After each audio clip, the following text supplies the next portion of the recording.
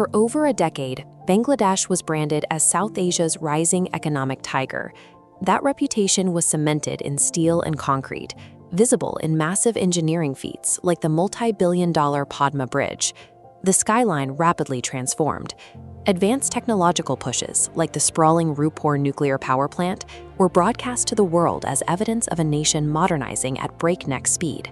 The central architect of this 15-year stretch of growth was Prime Minister Sheikh Hasina. Under her leadership, the country reported soaring GDP numbers and political stability year after year. International observers and global institutions largely accepted this curated image of a miracle economy. Eager to back a development success story, they praised the top-line growth metrics, providing diplomatic cover for a deep, systemic rot quietly spreading beneath the surface.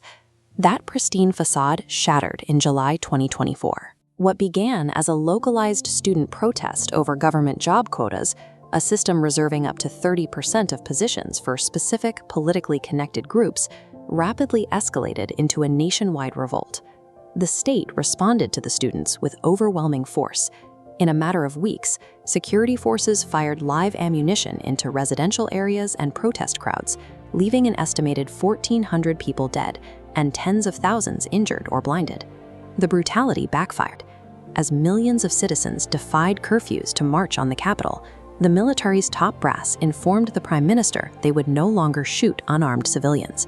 Stripped of her enforcement mechanism, Sheikh Hasina resigned and fled the country, ending her political dynasty in an afternoon. The speed of the collapse exposed a different foundation. Those glittering bridges and power plants relied entirely on state terror and the violent suppression of all dissent to remain standing. To understand how the regime entrenched itself so deeply, we have to go back to 2009. Months after taking office, Hasina faced a bloody mutiny by the Bangladesh Rifles, which left 57 army officers dead. She utilized the fallout from this massacre to purge professional military leadership and install loyal partisans in their place.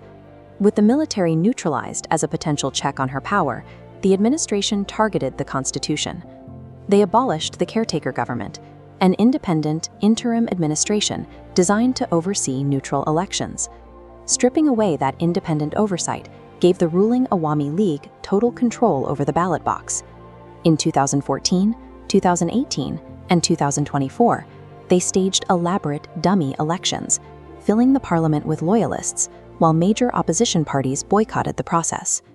By removing the threat of a military coup and eliminating the possibility of being voted out by the public, the administration isolated itself from all accountability. They secured absolute, unchecked power, setting the stage for a massive financial extraction. This chart visualizes the true financial reality hidden behind the regime's manipulated data. While the state projected high GDP growth, a staggering $234 billion was illicitly laundered out of the country between 2009 and 2024.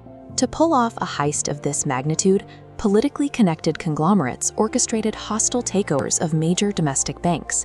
They installed loyal board members and issued billions of dollars in fake loans to non-existent shell companies, draining the nation's vaults into foreign markets. Those glittering mega-projects showcased to the outside world played a vital role in this theft. Infrastructure budgets were deliberately inflated by up to 70%, creating massive slush funds that were siphoned off through kickbacks and political bribes.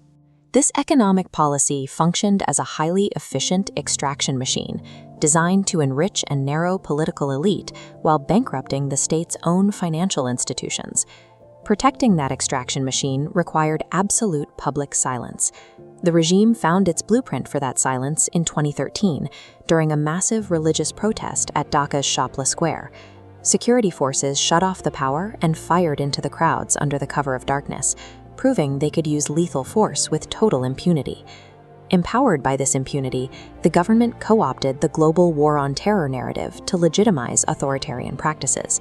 They unleashed elite units like the Rapid Action Battalion and the Military Intelligence Wing, the DGFI, to permanently silence domestic political opposition. Those who vanished ended up inside Ainagor, or the House of Mirrors. For years, the government denied the existence of this vast network of clandestine detention centers buried in the capital. Inside these black sites, victims endured years of solitary confinement, chained in tiny, windowless cells, entirely removed from the protection of the law. Many were subjected to extreme physical torture, and hundreds were taken to isolated locations and killed. This unseen architecture of terror was the true bedrock of the Awami League's stability. It created a society paralyzed by the fear of disappearing, too terrified to question the blatant looting of their nation. But fear has a breaking point.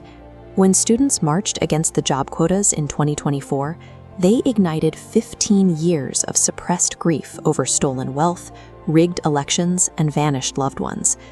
When the regime collapsed and citizens reclaimed the streets, the public physically pried open the doors of the secret prisons.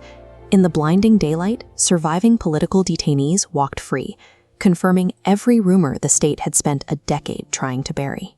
The legacy of the Awami League era demonstrates the cost of development without democratic accountability. In the end, even the most sophisticated architecture of fear cannot suppress the truth.